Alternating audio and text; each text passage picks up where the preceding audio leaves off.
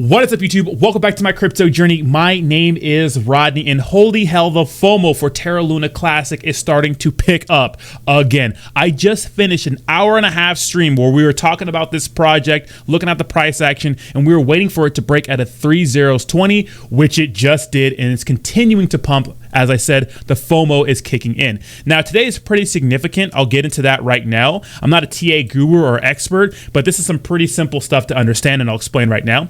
But a lot of people think I'm anti Terra Luna Classic. That's not the case. I'm pro you guys making money and taking profits accordingly, right? I've seen too many people who are up 10x, 100x, 50x on a project, never take profits, and now regret it to this day. If you're making tens of thousands of dollars or maybe hundreds of dollars and you're up big, right?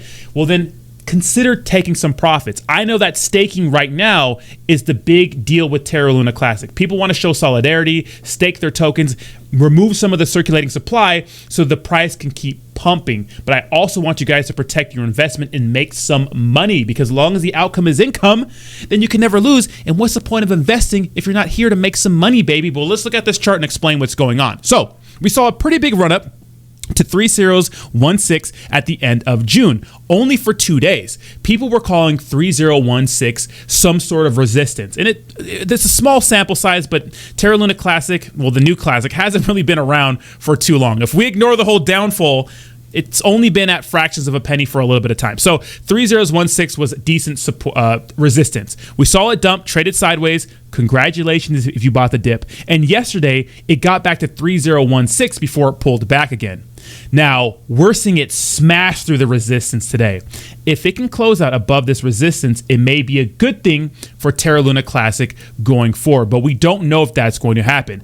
Obviously, a double top, and on any chart, it's a bearish sign, but it looked like it broke through it. We'll see what happens. Remember, the harder these things go up, the harder they pull back. Just be very careful about aping in to this project on a green candle. And you can see that during my entire live stream, pretty much, like people, the bears and bulls were fighting right here to see what would happen with Terra Luna. But we had some big buys come in the 20 range. So we'll have to see what happens the rest of the day. But it's looking pretty good for Terra Luna Classic. Now, do I recommend buying on these big green candles? No.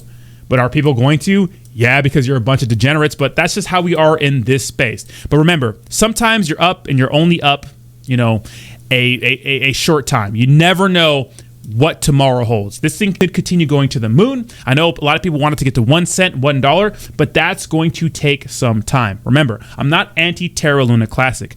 I'm just looking at things from a 100-foot view, right? I'm looking at it from the top down. I see a project that failed a few months ago trying to be a stable coin, right? UST, right? Trying to be a stable coin.